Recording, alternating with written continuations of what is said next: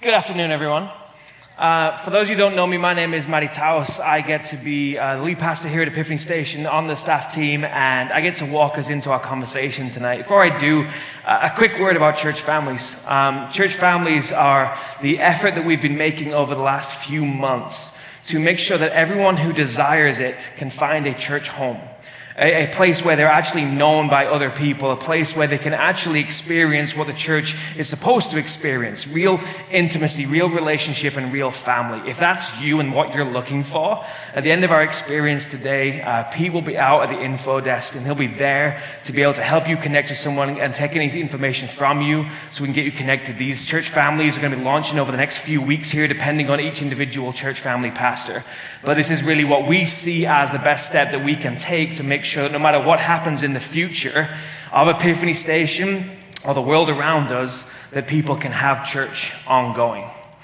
Now, sometimes our conversations at Epiphany Station during our worship experiences, sometimes they're part of a teaching series. They're one of many that build upon another. And sometimes worship experiences at Epiphany Station are kind of very loud, and they're very exciting, and they're kind of like a party. This is neither of those. Today, what we get to do is have a unique one-off conversation because I feel like we need to. We need to talk about something that we need to understand as a church and to understand as a church family. Today, what we're going to do is we're going to talk about weakness. We're going to talk about what it means to understand weakness in a life in which we want to love God and love people, in a life in which God says He does all things for our good. How is it that we relate? How do we connect weaknesses, trials, torments, difficulties that we go through? How do we connect that to loving God and loving people? The reason that I want us to have this conversation is because, I'll just be honest, over the last 3 months, 6 months, 9 months, I've had so many conversations with so many people that are hurting and they don't know why, that feel something is wrong and they don't understand it, that feel consistently that there's a weakness or there's something wrong with them, and if left unaddressed, I think it can do a lot of harm and damage to all of us in understanding how our God views us and how He has a purpose and plan. And so I want us to understand it. I want us to understand why we experience weakness, why we'll experience weakness all the days of our lives. Now, one thing that I love about God's Word is that it doesn't whitewash anything. It doesn't seek to put in the shadows anything about trial, difficulty, weakness, or struggle. In fact, it takes a very normal reality of our lives and it puts it full display in the limelight so that you and I might see ourselves in it, so that we might see and understand that it is a universal truth, that no matter what we're doing, no matter how perfect we might think our relationship with the Lord is, there will always be a place of weakness. And if we can understand it, it will mean we'll actually understand how our God thinks. We can understand how to love Him better. We can actually understand also each other. We can also love one another better in the midst of not just your weaknesses, but their weaknesses too. And so what we're going to do in this conversation is we're going to walk through the who, the what, the why, and the when of weakness. We're going to look at an individual that is potentially the best example of what it means to follow Jesus Christ, the best example of what it means to actually follow Jesus Christ in the age of the church, and yet still deal with and struggle with and be perplexed by the same things that you and I, no matter our walk of faith, no matter your own perception of your maturity, whether you're a believer or not, what we can all understand and comprehend, that each of us walks with weakness. The guy's name was Paul, and he wrote many letters to the church to try and help them understand some things that God wanted them to understand. So in 1 Corinthians chapter 12, verse 6, Paul starts off laying the groundwork for who he is and why we should pay attention to what he's saying. Paul says in verse 6, "If I wanted to boast, I would be no fool in doing so, because I would be telling the truth. But I don't do it because I don't want anyone to give me credit beyond my message or what they see in my life, even though I have received wonderful revelations from God." Now, what Paul is throwing out there from the get-go is that if anyone in the history of church or the history of Christians had any reason to puff out their chest and throw out some of that kind of weird alpha male behavior, it was Paul. Like he had some legit reasons to do it. And the reasons that he had to do it was because he had some things on his side that he could boast about. Now, Paul, the nation that he comes from, he had the best of the best of the best. Lineage and heritage really mattered. Who you were, what family you were born into, Paul had it all. Paul had the very best education, the best standing in society, the best standing in religion, everything you could hope for. He lived this life that could be pointed to and said, that's how it should be done. Paul himself met Jesus Christ, was commissioned by Jesus Christ to go and be one of the primary missionaries to the entire world. Paul cast out demons, and he healed the sick, and he brought a man back to life. Paul would regularly be threatened, he would be beaten, he would be bludgeoned with great big rocks and left for dead, and yet still he was kicking. Paul had these visions of heaven, these revelations of God, all these wonderful and amazing and beautiful things that could make him want to boast. But at the same while, there was something in his life that was telling him not to. Something was going on in him that had taught him over and over and over again that when anything good had happened to Paul, it wasn't Paul. Something that had kept him from being able to stop from stumbling into making it all about him. For all of Paul's strengths, for all of the beautiful things that he did, all the powerful things that he did, Paul actually carried with him profound weakness. A weakness that he carried with him in everything he did and everywhere that he went. This is how he continues on in Corinthians. He says, I have received such wonderful revelations from God. So, to keep me from becoming proud, I was given a thorn in my flesh, a messenger from Satan to torment me and keep me from becoming proud. Now, Paul describes this weakness, this torment, this trial, this difficulty, and he describes it as this thorn, right? It's kind of like a sliver. And you might think a sliver or a splinter, you can't lose a finger, it's not a big deal, but if you try and go like a day not acknowledging it, it's very difficult to. And anyone got children in the room? When's the last time you tried to take a sliver out of your kid's foot? Now, they'll really fully communicate to you that it's a deadly, deadly thing. But Paul describes it as this little thing that just sits underneath the flesh and it just persists.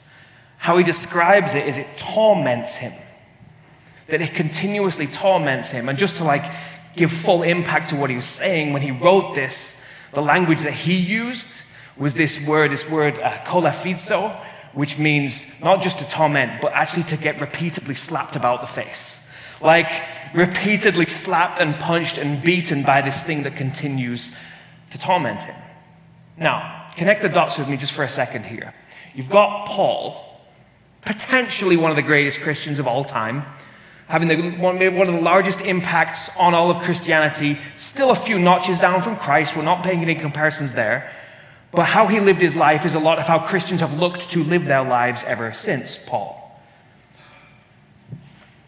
He is persistently, over and over again, attacked, tormented, slapped, and beaten around in his life by this thing that gets under his skin.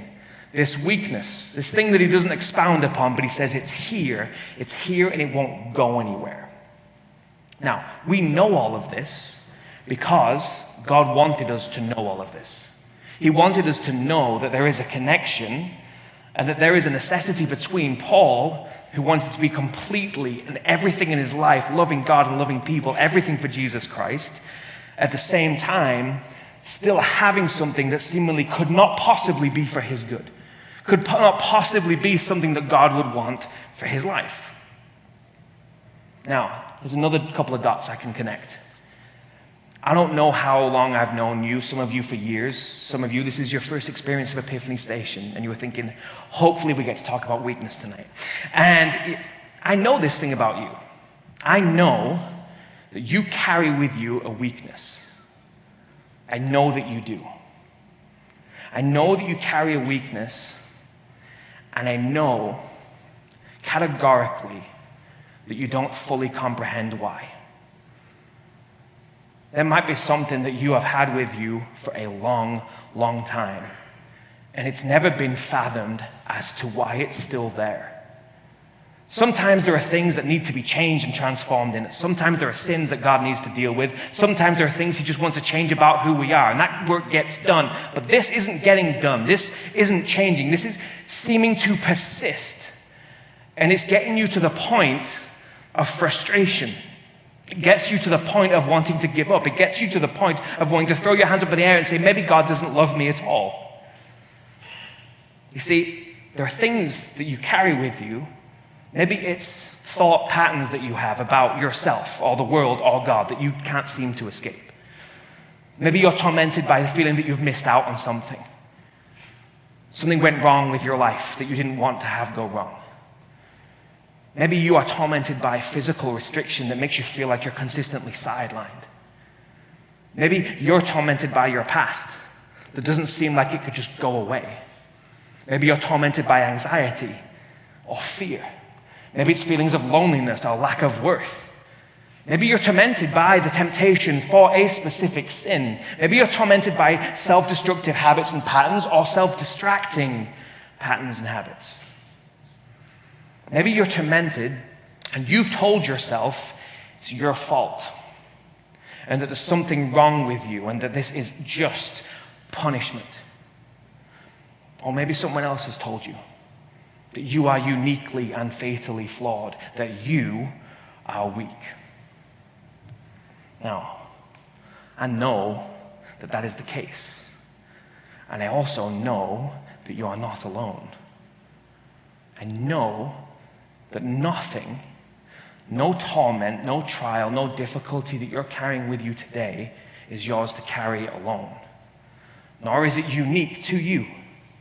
It is something that most likely there is someone in this very room that suffers similarly, struggles similarly.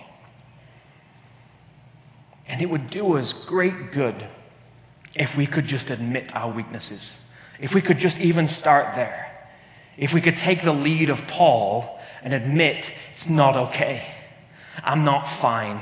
I'm not doing all right.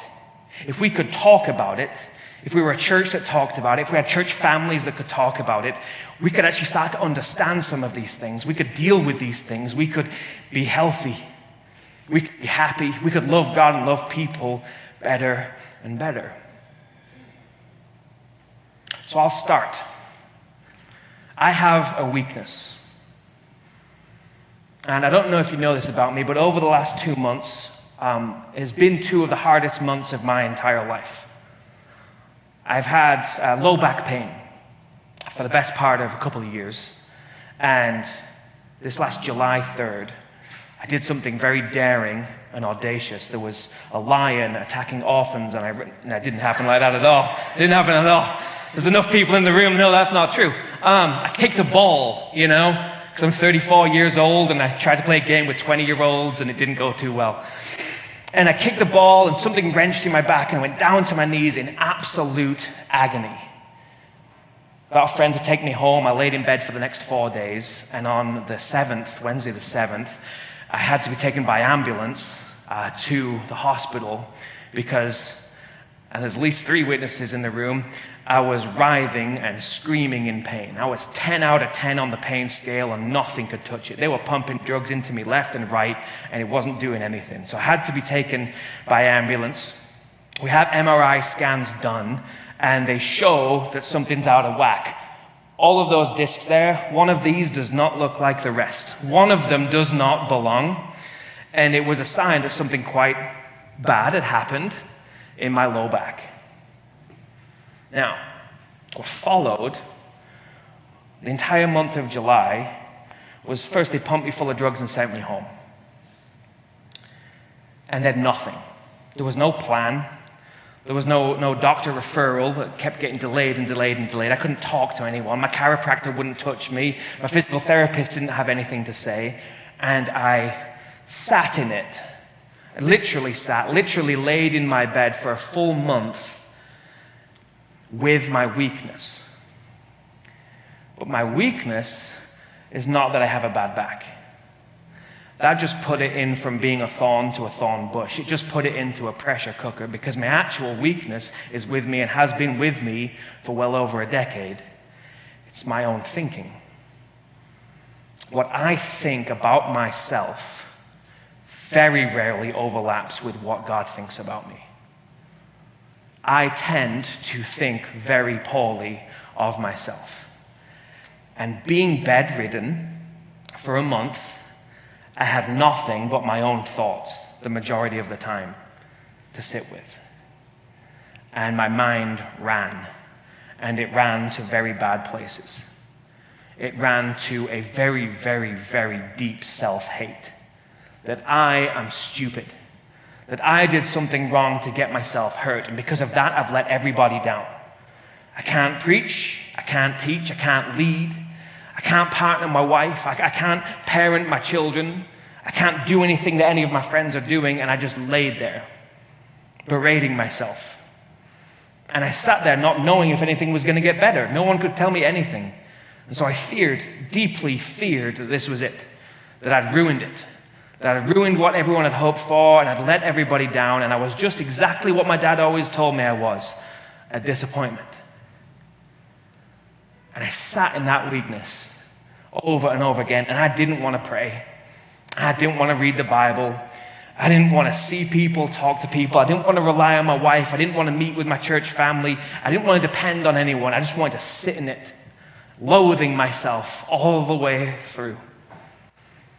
Thankfully, I have this wife, and I have these friends, and I have this church family that are persistently aggressive and didn't let me do that. Now, I'm standing up in front of you simply because of a miracle.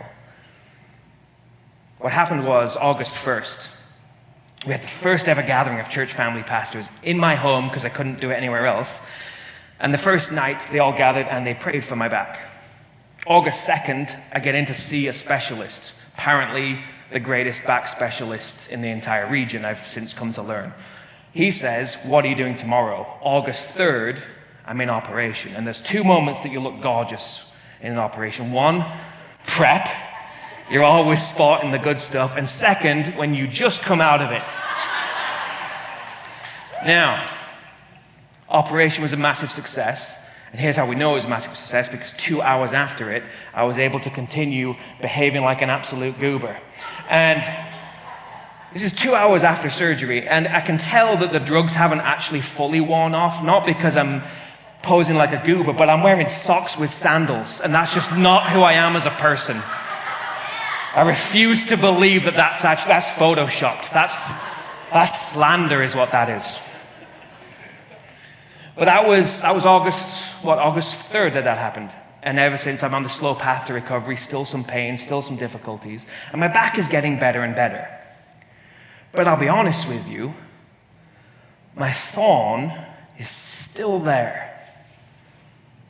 Like, it was a powder keg. It was oppressive in that month of July, sitting in my own thoughts, but it's not gone away. I still have these thoughts about myself that God does not have about myself. In the last decade, it's taken me into places of crippling depression. It has manifested as suicide ideation. And I don't want it. I really, really don't want it to be there.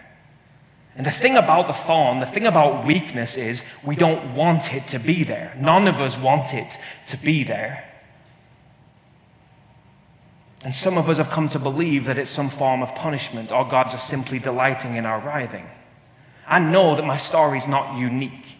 I know there are people who go through things that are far more horrendous, far more difficult than I do. But here is a very, very difficult, hard truth to hear. That thing that you have, that you carry, that torments you, might not go away. It might go away. I mean, God might have had it there for that moment where he's able to miraculously heal you. It might get fixed. It might get sorted. But it might not. It might not. And if it doesn't, it is there for us to understand something. It is there for us to be able to grow. It has a purpose. Now, Paul, when he first was experiencing this hardship, this difficulty, this torment, he didn't know what it was and why it was. That's why he spent so much time asking God to get rid of it. But he found out, and finding out what it was for and why God wanted to use it, changes absolutely everything. And we get the why when we get into verse 7 of what Paul was saying to the Corinthians. He says, I was given this thorn in my flesh, a messenger from Satan to make sure that I couldn't continue to be proud. That stopped me from becoming proud. 3 different times I begged the Lord to take it away. Each time he said, my grace is all you need. My power works best in weakness. So now I am glad to boast about my weaknesses so that the power of Christ can work through me. That's why I take pleasure in my weaknesses, in the insults, hardships, persecutions, and troubles that I suffer for Christ. When I am weak, then I am strong. Paul's the master of paradox and dichotomy. That he takes 2 things that shouldn't be able to exist and he puts them in the same place and says, this is what faith looks like. Now, each of us, within the core, the center, the middle of who you are, is this desire to not have weakness. It is a desire to be in control, for everything to be okay, for you to be able to make it that way, for you not to be able to have to depend on anything. In each of us, there is that pride potential, that deep down, we would hope we don't need God anymore. Although we don't need him ever. That is something that has the potential to blossom inside of us, no matter what kind of relationship you've had with God in the past. It sits there, waiting, your nature to tell you you don't need him anymore. This is why God isn't in the business of making Christians' life super perfect and fancy. He's not about the 2.7 kids in a white picket fence. He's not about giving us any more reason to become prideful and think that we have done this and that we have become our own saviors. What God is in the business of doing, if someone is going to love God and devote themselves to being changed by him, what he's in the business of doing is creating the hardiest, most enduring, most loving people on earth. And that can't happen if bad things don't happen. That won't happen.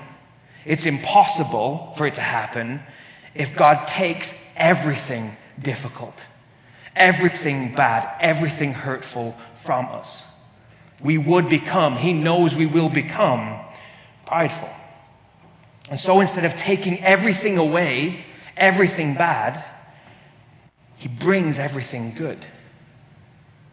He brings everything that is needed, not to eradicate every difficulty, but to be able to go through it rejoicing, to be able to go through it okay, to be able to survive it and to thrive through it. God's response to Paul is exactly what we need when we encounter weakness. What he says in verse 8 is most necessary.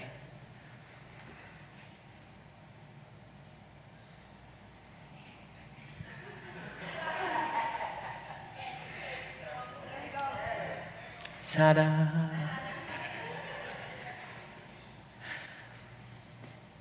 When Paul gets serious and talks about begging, you know he's not messing about. He says, I begged the Lord to take it away, and what the Lord's response is, my grace is all you need. My grace is all that you need.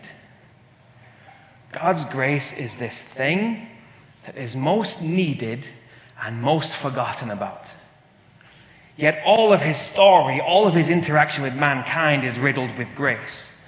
It was by grace that he saved Adam and Eve from being permanently and eternally separated from him. It was by grace that some survived the flood. It was by grace that he called out to Moses. It was by grace that he anointed David. It was by grace that he sent the people into exile in Babylon. It was by grace that he sent prophets to remind people of their sin.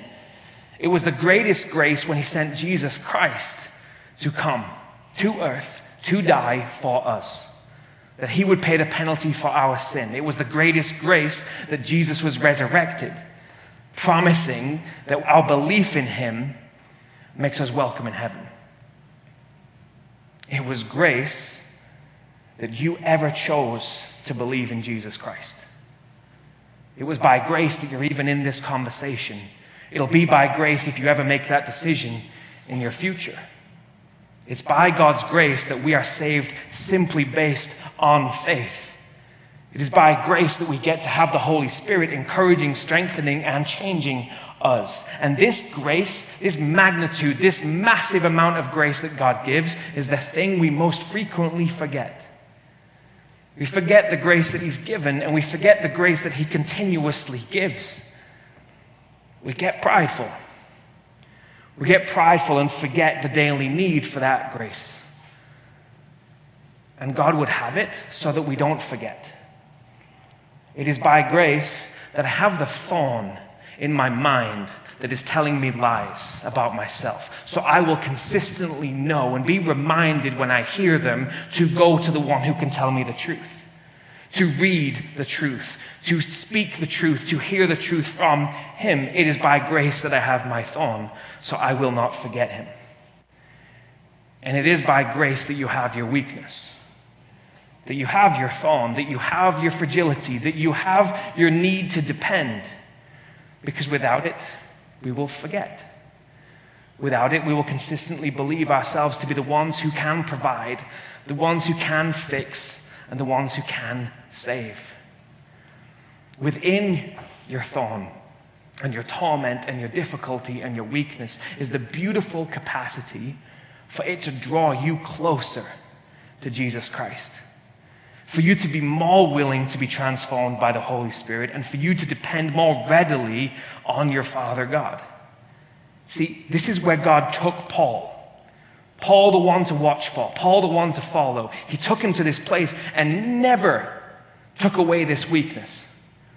He took Paul to this place that he actually wants to take you, a place where his power works best, in the acknowledgement that it's most necessary, in the acknowledgement that it's most needed by him.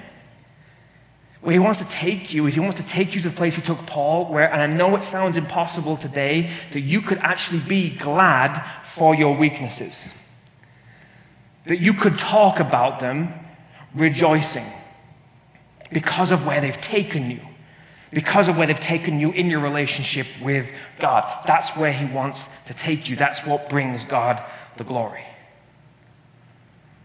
The final thing that Paul says on the matter, the last word, that when I am weak, then I am strong. He says, if I'm willing to acknowledge, to admit that I am weak, that is where I get to be strong. In the original language that he actually wrote it, the words that he means saying, the moment I realize that I am not able, I am able. The moment that I realize that I can't stand, I can stand. Because it's no longer about me trying to save me, change me, perfect me. The moment that I realize that I need his grace, I'm saved from all the things that tear me away from him. So I'm most grateful that I'm weak. I'm most grateful that God would take Paul and make him an example for us. I'm most grateful for belonging to a church where we'll talk about weakness. You know what? We'll talk about sin, and we'll talk about confession, and we'll talk about repentance. And we'll talk about having places and families where we can actually do that and know that we're loved. And it's done with mercy and grace. That's what I'm grateful for. Because every single one of us will carry weakness with us all the days of our lives until we pass into heaven.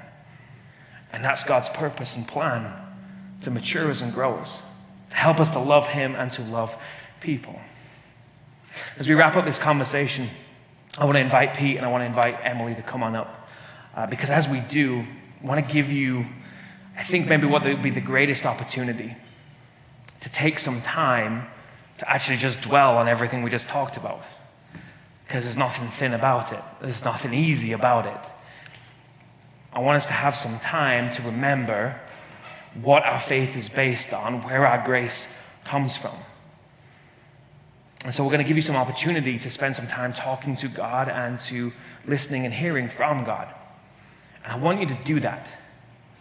I want you to take your torment, take your thorn, take your trial, your strife, and your difficulty, and legit bring it to him. And ask the question, Can you take this from me? Will you take this from me? Will you heal this? Or is this for me to carry? Is this for me to understand dependence and grace? Help me understand. Give me the answer like you did for Paul, that this is allowed, that you're allowing this for my good. And then listen. All too often, prayer is a bit too one-sided. Talk and ask and then listen and see what he has to say.